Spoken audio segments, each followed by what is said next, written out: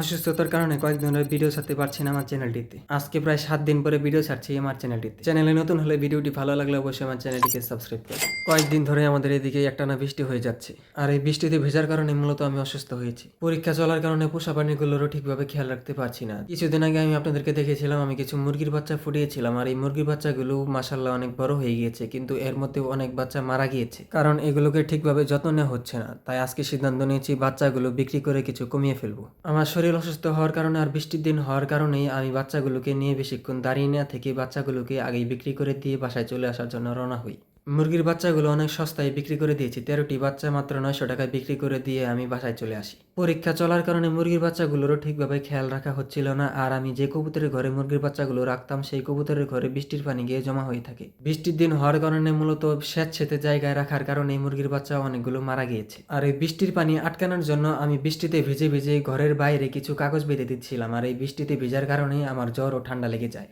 আরেকটি কথা আমি আনারস আনতে ভুলে গিয়েছিলাম। আমি যখন বাসা থেকে মুরগির বাচ্চাগুলো নিয়ে বের হচ্ছিলাম তখনই প্ল্যান করে বের হয়েছিলাম যে মুরগির বাচ্চাগুলো বিক্রি করে আমি কিছু আনারস কিনে নিয়ে বাসায় চলে আসবো, কিন্তু আমি মুরগির বাচ্চাগুলো বিক্রি করে দেওয়ার পর বাসায় চলে আসার সময় আমার আনারস কেনার কথা মনেই ছিল না। যাই হোক, আমি মুরগির বাচ্চাগুলো বিক্রি করে দেওয়ার পর একটি পাখির দোকান এসেছি। এখান থেকে আমি আমার মুরগির বাচ্চাগুলোর জন্য কিছু ফিড কিনে নিয়ে নেবো, আর এই খাবারগুলো কিনে নেওয়ার পর আমি বাসায় চলে আসি। আর বাসায় এসে বিকেলের দিকে আবারও যেতে হয় আমাকে হামিদপুরে, কারণ যেহেতু আমার জ্বর এসেছে তাই জ্বরের সময় আনারস খাওয়ার অনেক উপকারিতা রয়েছে, তাই আনারস কিনতে আবারও চলে যাই হামিদপুর। বিকেলের দিকে হলেও আমি আনারস কিনতে পেরেছি, আর আনারস কিনে নিয়ে আমি বাসায় চলে আসি।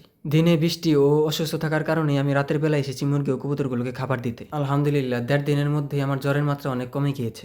আনারস শেষ হয়ে যাওয়ার কারণে পরের দিন রাত্রেবেলা আমি আবারও চলে যাই বাস স্ট্যান্ডে আনারস কিনতে। এক রাত হওয়ার পরেও আমি কালীহাতি বাস স্ট্যান্ডে আনারস পেয়ে যাই, আর আনারসগুলো কিনে নিয়ে আমি বাসায় চলে আসি। বাসায় আসার পর আজকেও আমি রাত্রেবেলা গিয়েছিলাম কবুতর ও মুরগিগুলোকে খাবার খাওয়াতে। কবুতরকে খাবার খাওয়াতে গিয়ে আজকে আমি কবুতরের বাচ্চাগুলো বের করে চেক দিচ্ছিলাম। এবারও আলহামদুলিল্লাহ অনেকগুলো কবুতরের বাচ্চা ফুটেছে আমার কবুতরের লফটে। এইবারও আমি ইনশাআল্লাহ শুধু নর বাচ্চাগুলি বড় করবো, কারণ আমার কবুতরের লফটে অনেকগুলো ছোটা মাদি কবুতর রয়েছে, আর বড় হওয়া বাচ্চাগুলো চেক দিচ্ছিলাম যে বাচ্চাগুলো সুস্থ আছে কিনা। আর মুরগির বাচ্চা বিক্রি করে দেওয়ার পর আমার মাত্র 5টি বাচ্চাই অবশিষ্ট রয়েছে, যে বাচ্চাগুলো 4টি হচ্ছে মোরগের বাচ্চা, 1টি হচ্ছে মুরগির বাচ্চা। মূলত এই বাচ্চাগুলো গ্রোথ ও কালার ভালো হওয়ার কারণে এই বাচ্চাগুলো বড় করার জন্য আমি রেখে দিয়েছি। এছাড়া বাচ্চা কম থাকলে আমি সঠিকভাবে বাচ্চাগুলোর খেয়ালও রাখতে পারবো, তাই বাচ্চা কমিয়ে এই বাচ্চাগুলো রেখে দিয়েছি। কবুতরকে খাওয়ানোর সময় একটি মুরগির বাচ্চা বাহিরে চলে এসেছিল, যে বাচ্চাটি আমি রুমে আসার সময় দেখতে পেয়েছি। বাচ্চাটিকে রাখার জন্য আবারও দরজা খুলতে হয়। দরজাটি খুলে আমি মুরগির বাচ্চাটি ভিতরে দিয়ে আমি রুমে চলে আসি। ইনশাআল্লাহ আমার পরীক্ষাগুলো শেষ হওয়ার পর নতুন ধরনের ভিডিও দেওয়ার চেষ্টা করব। তাই সকলে আমার চ্যানেলটিকে সাবস্ক্রাইব করবেন, সকলে আমার চ্যানেলের পাশে থাকবেন, সকলেই ভালো থাকবেন। আসসালামু আলাইকুম ওয়া রাহমাতুল্লাহ।